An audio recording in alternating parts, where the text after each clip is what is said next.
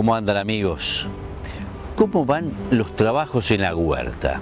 Hoy vamos a hablar de los cultivos que no pueden faltar en nuestra huerta y nuestra cocina.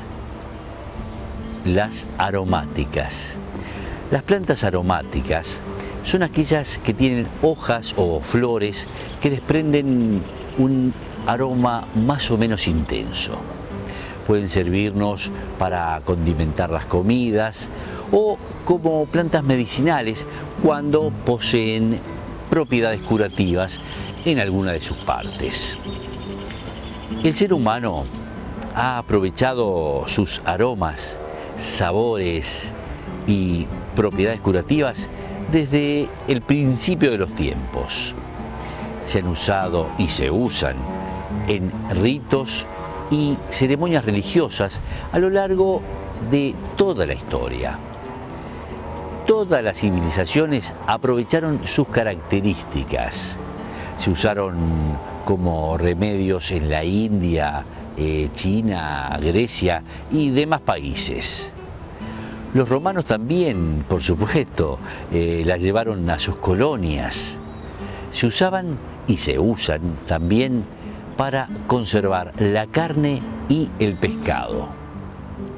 En los siglos XIX y XX decayó algo el interés hacia ellas debido a los fármacos sintéticos y las nuevas técnicas de conservación de alimentos. Actualmente ha renacido el interés por estas plantas tan útiles.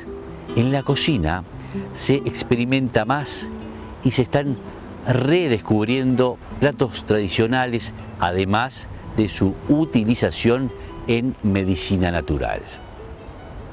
En la huerta, estas plantas actúan repeliendo insectos nocivos para los cultivos o bien atrayendo insectos benéficos como polinizadores o enemigos naturales de las plagas. Además, aumenta la biodiversidad y mejoran el aspecto general de la huerta. Por todas estas razones, siempre es aconsejable cultivarlas en toda huerta orgánica. Existe una infinidad de plantas con estas características.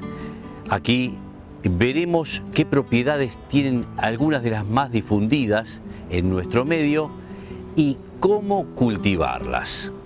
Empecemos con el orégano. Esta es una planta perenne que constituye uno de los ingredientes favoritos de la comida italiana. Para cultivarlo, vamos a levantar canteros de no menos de 30 centímetros en un lugar bien soleado y seco o plantarlo en cercos vivos donde pueda extenderse horizontalmente. Se lo puede sembrar de semilla o por división de matas, extrayendo de una planta grande algunos tallos con raíces y hojas. La mejor época para esta práctica se da en el mes de marzo, trasplantando estas matas a 50 centímetros de distancia unos de otros en un lugar aislado, ya que con el tiempo se desarrolla ocupando un buen espacio. Otra aromática muy conocida es el romero. Como dice el refrán, de las virtudes del romero se puede escribir un libro entero. El romero es un arbusto leñoso que procede del sur de Francia. Al igual que el orégano, es perenne y llega a alcanzar el 1,5 metros de altura. Combinado con ruda, salvia, melisa o lavanda, es ideal para cultivarlo en cercos vivos. La planta no tolera suelos anegados, por lo que vamos a levantar canteros de al menos 30 centímetros de altura, al cual se le puede agregar arena o ceniza de madera. Para cultivarlo podemos partir de semillas o enraizando estacas. Este último método es más rápido y se hace a finales del invierno, cortando gajos de unos 15 centímetros. Se quitan las hojas de los primeros 10 centímetros y se entierran en vivero o en el lugar definitivo, manteniendo el suelo húmedo pero no anegado. Una vez que ha enraizado, se lo puede llevar a un lugar definitivo. Veamos ahora el tomillo. El tomillo es una planta perenne originaria del sur de Europa que resiste fríos y sequías. Esta especie prefiere suelos arenosos y sin abono para dar un perfume más concentrado. Necesita un lugar soleado y no tolera el anegamiento del suelo. Se lo puede cultivar de semilla o más rápidamente enraizando estacas, como en el caso de romero, o por división de matas, como en el caso del orégano. Hablemos ahora de la albahaca. La albahaca es una planta anual que muere con las primeras heladas. Se la cultiva por semillas, haciendo la siembra a partir de septiembre u octubre. Puede sembrarse en almácigos a fines de invierno o principios de primavera y realizar el trasplante cuando las plantas tienen 4 a 6 hojitas. También puede cultivarse en interior dentro de macetas. Necesita un suelo bien abonado y bien drenado y riegos frecuentes en los meses cálidos.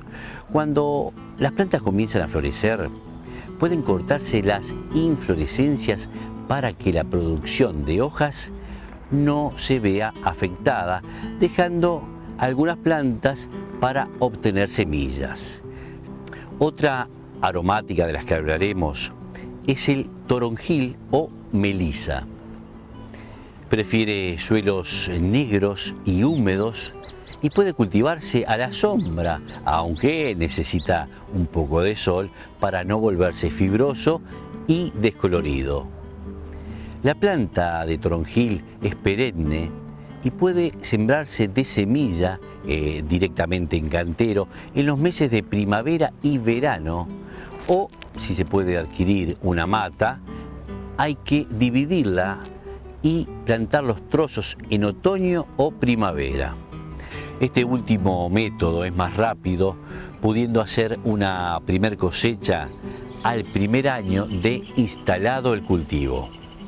Se desarrolla con mucha facilidad, por lo cual es conveniente ubicarla en cercos para controlar su propagación.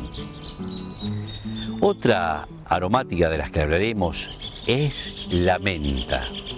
Existen muchas variedades de menta silvestre y cultivada.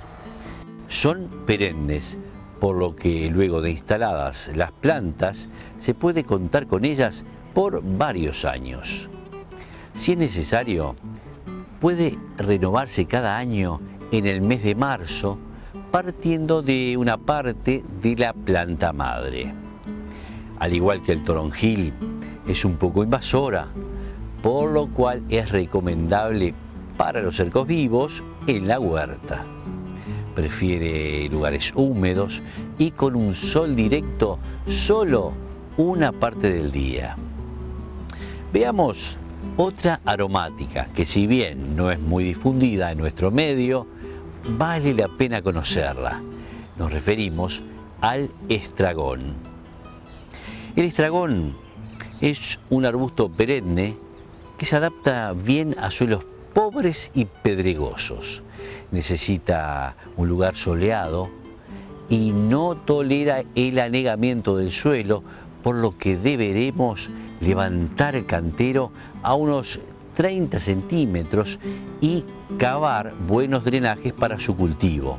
Se reproduce muy bien por esquejes, es decir, se cortan tallos de la planta madre, preferiblemente en primavera, y se quitan las hojas de los primeros 10 centímetros. Luego se le entierra en una maceta o directamente en el suelo.